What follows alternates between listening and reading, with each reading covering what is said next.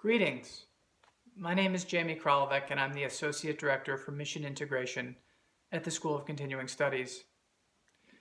As we end finals and prepare for commencement, I'd like to share a little bit from an interview that Pope Francis recently gave. What Francis shared was so consoling to me that I felt inspired to share a little bit of it with you. In the interview, Francis picks up on many themes, but there are two in particular that I'd like to call attention to. The first is the now, and the second is memory. How do these seemingly contrasting ideas come together into a deeper union? So Francis offers this: take care of the now for the sake of tomorrow, always creatively, with a simple creativity, capable of inventing something new each day. I heard this, felt inspired, but then wondered, what if I'm not feeling creative? Quite the opposite, actually. What if in these days of pandemic and staying at home, that there are some feelings of tastelessness and muddling through? So Pope Francis offers some suggestions in the second part of the interview. When, anchored in the lessons of literature, particularly Virgil's Aeneid and the writings of Fyodor Dostoevsky, Francis says this: we need to recover our memory, because memory will come to our aid. We need to remember our roots, our tradition, which is packed full of memories. So to be in lockdown, but yearning, with that memory that yearns and begets hope. I admit, at first I was a little surprised to read that we needed to draw upon the resources of our past in order to take care of the now. But as I further reflect, I think that Pope Francis is really onto something here.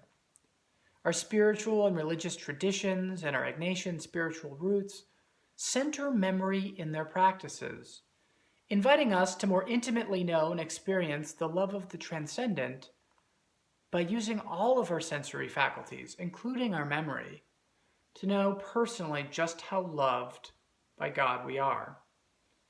These memories might just give us the needed hope that we need in our present, which feels somewhat hopeless these days. So inspired by Francis, I'd like to offer a short reflective exercise. Everyone in this university community, students, staff, faculty, parents, benefactors, alumni, are undoubtedly feeling some distress and longing at the end of this academic year as we prepare for commencement. This commencement might not go the way that we had dreamt about or longed for after years of hard work.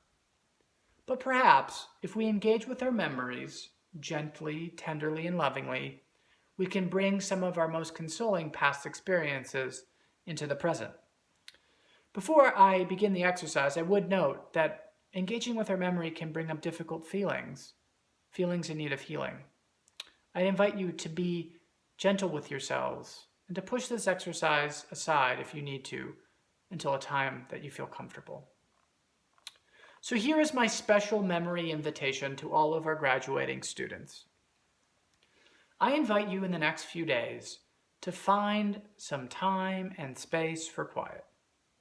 And then, in your quiet, remember some experience of feeling gratitude as a student at Georgetown. Pick out the one consoling memory for you that rises to the surface and recreate all of the details of the experience with your senses. Remain in this memory for a few minutes and call to mind all of why you are grateful for this person, this event, this activity. And then return to the present, return to where you are, and call to mind all the details of your location. And go back and forth for a few minutes between your memory and the present. Conclude your prayerful remembering by expressing a desire to be able to bring the memory back into the present when you might need it, when you might need some hope in these days of closing out the academic year, proceeding into commencement. I want to leave you with a few of the images that surfaced for me when I engaged my memory. I recall the excitement and exuberant joy of our graduates streaming to their folded chairs in a line on a gloriously green lawn in front of Healy Hall, all in an intentionally choreographed procession. I remembered our diligent and thoughtful staff members guiding graduates to their seats with the same care and affection that marked their years advising these students. I recollected the faculty proudly marching up the center aisle, up to the stage, exchanging mutual glances of affection and admiration with the students who they had shown so much care for. I called to mind an inspiring benediction offered by a university chaplain, President DeGioia's remarks returning us to our roots and our heritage, and the brilliant sun soaking the families and loved ones who are gathered to celebrate this joyous occasion. And most especially, I remembered with great gratitude that I get to be a part of this dynamic and rewarding experience of a Georgetown education.